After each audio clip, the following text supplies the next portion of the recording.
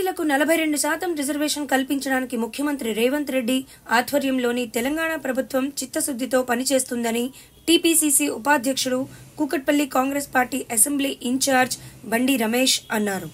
తెలంగాణ పోరాట యోధురాలు వీరనారి చాకలి ఐలమ్మ వర్ధంతి సందర్భంగా కూకట్పల్లి నియోజకవర్గం మూసాపేటలోని చాకలి ఐలమ్మ విగ్రహాన్ని Kukatpally Congress party assembly incharge Bandi Ramesh, Moosapet corporator Kodicherla Mahender మరియు స్థానిక నాయకులతో కలిసి పూలమాలలు వేసి ఘనంగా నివాళులర్పించారు. కూకట్పల్లి నియోజకవర్గంలో మరి మా మూసాపేట రైతు సంఘం ఆధ్వర్యంలో ఈ కార్యక్రమం ఇక్కడ ఏర్పాటు చేసుకోవడం జరిగింది.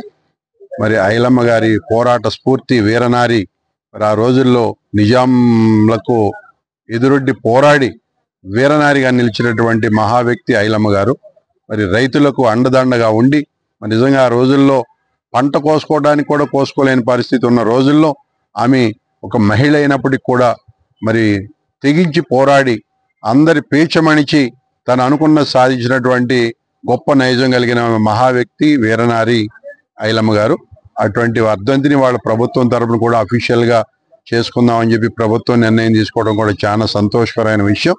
అంతేకాదు మరి ఆమె పేరు మీద ఇక్కడ మనం ఒక యూనివర్సిటీని కూడా యూనివర్సిటీ కూడా నామకరణం చేసుకోవడం కూడా ఎంతో సంతోషకరమైన విషయం అని చెప్పి తెలియజేస్తూ, మరి ఏదేమైనా తెలంగాణ రాష్ట్ర ప్రభుత్వం రాహుల్ గాంధీ గారు నాయకత్వంలో మరి ఇక్కడున్న మా ముఖ్యమంత్రి రేవంత్ రెడ్డి గారి ఆధ్వర్యంలో ఏదైతే మేము బీసీల ఐక్యత కోసం 42% బీసీలకు ఏదైతే మేము మాట ఇచ్చాం ఎలక్షన్ ముందు, వారికి మరి ఆ 42% రిజర్వేషన్లు అందే విధంగా కృషి చేస్తున్నామని చెప్పి రేపు 15వ తారీఖు కామారెడ్డిలో జరగబోయే మరి బీసీ ఐక్య వేదికకు ప్రతి ఒక్కరిని ఆహ్వానిస్తూ ఈ సందర్భంగా మరి వీరనారి ఐలమ్మ గారికి మరొక్కసారి జోహార్లు తెలియజేసుకుంటూ సెలవు తీసుకుంటా ఉన్నా. థ్యాంక్ యూ అనండాల్. చాకలి ఐలమ్మ పోరాట స్ఫూర్తి నేడు తెలంగాణ వ్యాప్తంగా తెలంగాణ సాధించుకోవడానికి మనకు స్ఫూర్తినిచ్చిందని నేను భావిస్తాను.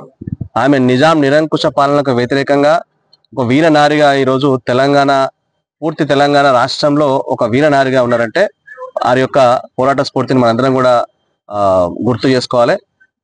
ప్రతి తెలంగాణ మగువ చాకలి ఐలమ్మ యొక్క పోరాట స్ఫూర్తిని ఇన్స్పిరేషన్ గా తీసుకొని వాళ్ళ జీవితంలో వాళ్ళకి ఎదురయ్యే ఆటుపోట్లని ఎదిరించాలని చెప్పేసి వారి వర్ధంతి సందర్భంగా, చాకలి ఐలమ్మ వర్ధంతి సందర్భంగా నేను ప్రతి మగువని తెలంగాణ మగువని కోరుకుంటున్నాను.